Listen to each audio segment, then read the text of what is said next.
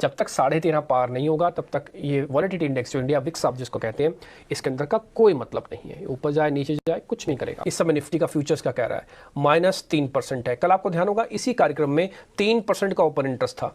कल price action ज़्यादा नहीं था और हमने कहा था कि प्राइस एक्शन लैकलस्टर है, बट हाँ थोड़ा बहुत लोग अंदर आ रहे हैं। अब ये कुछ करेंगे। जो अंदर कल आए थे 3% लोग, उन्होंने ये किया है। अब वो प्रेशर बना रहे हैं अनवाइंडिंग का। ना केवल वो अपना काम कर रहे हैं, बल्कि जो पोजीशनें खड़ी हुई थी सिस्टम में, वहां से भी थोड़ा अनवाइंड हुआ है। ये निफ्टी के अंदर अनवाइंडिंग हो रही है, बट बैंक निफ्टी के अंदर क्लियरली शॉर्टिंग हो रही है। तो अब आप देखेंगे बैंक निफ्टी ने अपने क्लियर सपोर्ट्स को ब्रेक किया। निफ्टी भी कर सकता है, ये कैरी फॉरवर्ड हो सकता है। तो हालांकि प्रीमियम्स बढ़ गए हैं, आप अब देख पा रहे हो 130 पॉइंट का प्रीमियम है, इसलिए 44,000 फ्यूचर्स में बचा हुआ है। स्पॉट में 44,000 भी चला गया, ठीक है, क्योंकि हाई प्रीमियम पे हम आ चुके हैं। अब हमें जरा ये पता करना है कि ये जो डिप आया है ये अपॉर्चुनिटी है या फिर अभी थोड़ा और सेटल होने दे, थोड़ा और खिसकने बाजार को नीचे, फिर चेक करेंगे। ये डाउनफॉल नीचे की तरफ में निफ्टी में और बढ़ सकता है, जिसमें जो पहला यहाँ पे टारगेट आपको मिलेगा तो 18,420 का लेवल ध्यान में रखना रहेगा। उसके नीचे अगर हम फिसलते हैं और तो 18,340 का लेवल बनता है।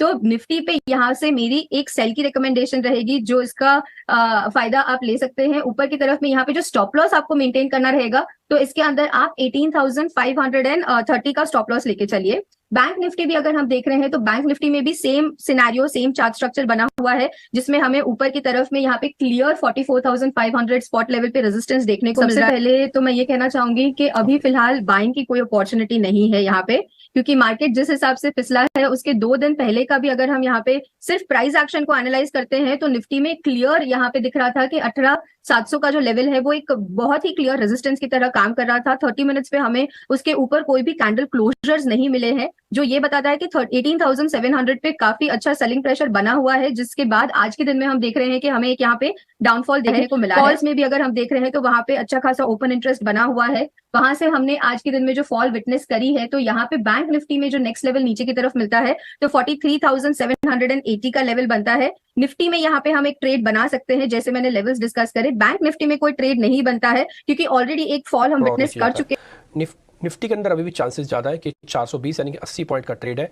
छोटा सा ऊपर जाए तो आप ले लीजिएगा या शॉर्ट कर दीजिएगा, नहीं तो फिर आप ट्रेड रहना भी देना चाहे तो रहना भी देना चाह सकते हैं। अच्छा, वजह क्यों है? 420 400 वाले रेंज जब तक ब्रेक डाउन नहीं होगा तब तक आपको नए लेवल्स नहीं मिलेंगे।